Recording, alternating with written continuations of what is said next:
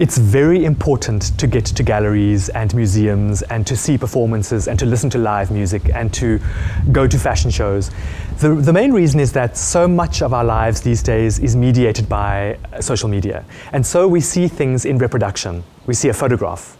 And a photograph, although photographs are interesting and beautiful and amazing and creative, are absolutely not the same as an actual garment. They're not the same as the real thing. When you see a painting in real life, there are so many aspects of that work, so many dimensions that become visible that are absolutely invisible in a photograph. And I'll give you one good example.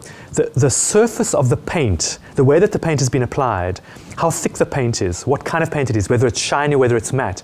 These are, whether it's sunk into the canvas if it's painted on canvas or whether it sits on top of the canvas.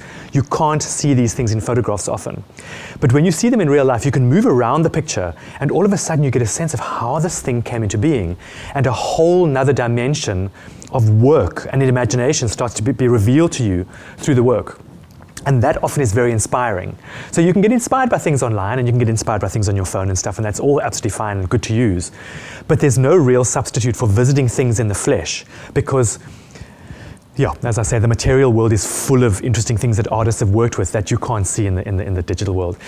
Another thing that's very important is to see how something has been presented. Now, presentation is not taught typically at high school, at school level and at tertiary level. And I think that's a great shame, because I think that presentation is itself a creative act.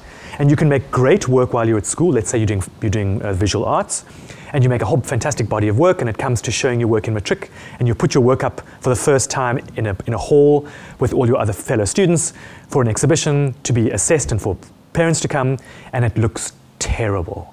Because you don't understand how lighting works, you don't understand how to arrange your work so that they look good, you don't understand about scale, etc., how to link things thematically.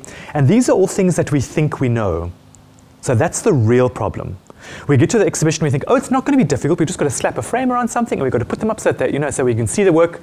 Nothing could be further from the truth. Over and over and over again, I've been to exhibitions, sometimes including my own students, and I'm absolutely shocked at how awful the work looks. Work that looked really nice while they were making it, because it was so poorly displayed. So when you go to museums, for example, or galleries, you sometimes see top-class presentation. What color has the wall been painted in order to relate to the work? How has the work been framed or mounted? How have the works been grouped? Is the grouping very formal or is it informal? And what difference does that make? How are works grouped in terms of scale? What kind of lighting illuminates the work? Are there sort of horrible heavy shadows? Is the light a horrible color that makes the color of the work suddenly not work? Or somebody thought that through? And in galleries and museums, of course, all of that stuff is dealt with in the most extremely refined way.